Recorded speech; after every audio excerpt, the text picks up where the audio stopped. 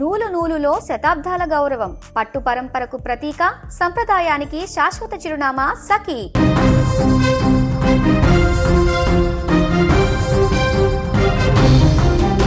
శుభకార్యంతో కళకళలాడాల్సిన ఆ కళ్యాణ మండపం ఒక్కసారిగా రక్తపు మడుగుగా మారింది.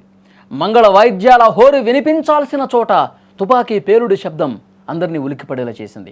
అక్షింతలు వేయాల్సిన చేతులు వధువును కాపాడటానికి ఆసుపత్రికి పరుగులు తీశాయి. తనను కాదని వేరొకరిని పెళ్లి చేసుకుంటోందన్న కక్షతో ఒక ప్రేమోన్మాది చేసిన పనికి ఒక నిండు ప్రాణం ఇప్పుడు మృత్యువుతో పోరాడుతోంది. ఈ భయంకరమైన ఘటన బీహార్ రాష్ట్రం బక్సర్ జిల్లాలో చోటు చేసుకుంది. పెళ్లి వేడుకలో ఆనందోత్సాహాల మధ్య ఉన్న 18 ఏళ్ల ఆర్తి కుమారిపై ఓ వ్యక్తి తూటా పేల్చాడు. పెళ్లి కూతురు తన కాబోయే భర్తతో కలిసి వేదికపై ఉన్న సమయంలో ఈ ఘోరం జరిగింది.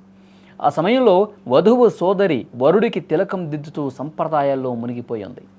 సరిగ్గా అదే తరుణంలో వెనక నుంచి వచ్చిన నిందితుడు ఆర్తిని లక్ష్యంగా చేసుకుని కాల్పులు జరిపాడు. షూట్ చేసినటువంటి సమయంలో ఆ వేదిక దగ్గర భారీగా అతిథులున్నారు, చిన్నపిల్లలు ఉన్నారు. నిందితుడు అత్యంత సమీపం నుంచి కాల్చటంతో ఆ బుల్లెట్ నేరుగా ఆర్తి కుమారి కడుపులోకి దూసుకెళ్ళింది. బొడ్డు భాగంలో తీవ్ర గాయం కావడంతో ఆమె అక్కడికక్కడే స్పృహ తప్పి పడిపోయింది. ఒక్కసారిగా పేలిన గన్ సౌండ్తో పెళ్లికి వచ్చిన వాళ్ళంతా భయాందోళనతో పరుగుదీశారు.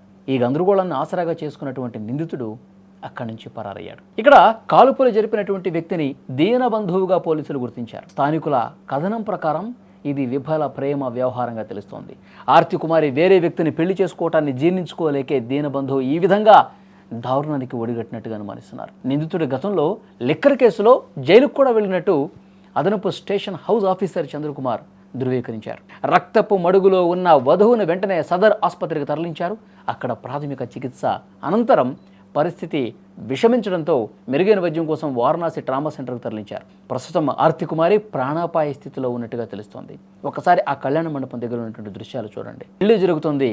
అక్కడంతా అప్పటి వరకు చాలా సంతోషంగా ఆనందోత్సాహాలను మా బంధువులు, ఆ పెళ్లికి వచ్చినటువంటి అతిథులు, స్నేహితులు చాలా కోలాహలంగా ఎంతో సంతోషంగా సంబరాలు చేసుకుంటున్నటువంటి ఆనందోత్సాహాలతో ఉన్నటువంటి కుటుంబ సభ్యులు అంతా ఒక సందడి కనిపిస్తుంది, ఒక పండగ వాతావరణం అక్కడ కనిపిస్తుంది. కానీ ఆ టైంలో వచ్చినటువంటి దీనబంధు ఒక్కసారిగా ఆర్తి కుమారి అతి సమీపం నుంచి కాల్పులు జరపడంతో కడుపులోకి బుల్లెట్ చొచ్చుకుంటూ పోయేది. ఒక్కసారిగా అక్కడ షాక్ అయిపోయినటువంటి ఘటన.